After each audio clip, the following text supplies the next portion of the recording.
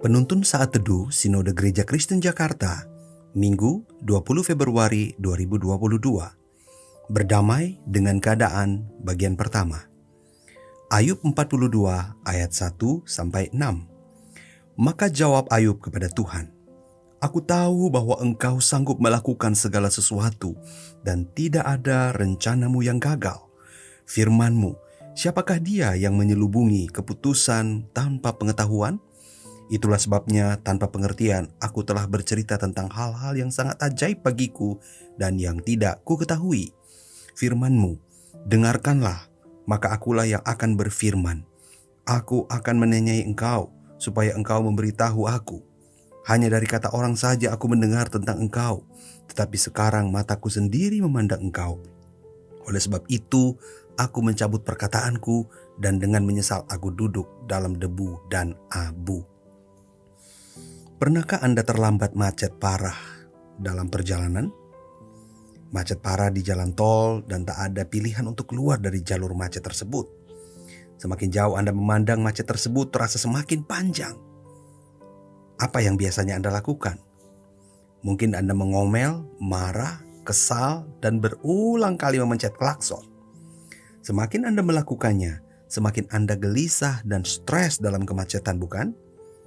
Apa yang dapat Anda lakukan di saat seperti itu? Rasanya tidak ada yang bisa dilakukan selain berdamai dengan keadaan tersebut. Nas hari ini merupakan tanggapan Ayub yang terakhir terhadap segala pergumulannya. Bagian ini bisa dikatakan sebagai jawaban atas pergumulan yang dialaminya.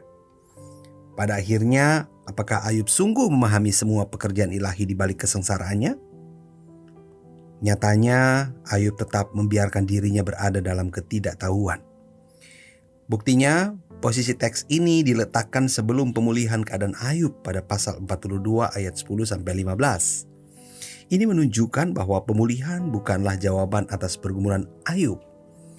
Dia sudah menang sebelum dipulihkan. Sebaliknya, pemulihan ini dipahami sebagai konsekuensi dari kemenangan itu.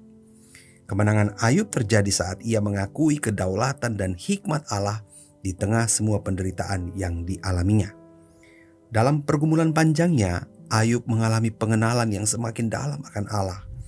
Ia berani menyerahkan masa depannya ke dalam tangan Allah. Ayub berhasil berdamai dengan pergumulan yang sudah dilewatinya. Marilah kita juga belajar berdamai dengan keadaan. Keadaan yang selama 2 tahun terakhir ini menghimpit hidup kita begitu rupa. Bila kita mengakui kedaulatan Allah, maka kita tahu bahwa segala sesuatu yang terjadi dalam hidup ini ada dalam pengetahuan Tuhan. Di dalamnya kita bertemu dengan hikmat Allah yang tak pernah salah dan tak pernah gagal memimpin hidup kita. Allah tahu seluruh perjalanan hidup kita, sehingga Ia juga yang paling tahu memimpin hidup kita. Berdamai tidak sama dengan menyerah pada keadaan. Berdamai adalah sebuah langkah iman untuk menyerahkan seluruh pergumulan kita kepada Allah yang berdaulat dan berhikmat. Berdamai dengan keadaan tidak langsung mengubah kesulitan yang menghimpit hidup ini.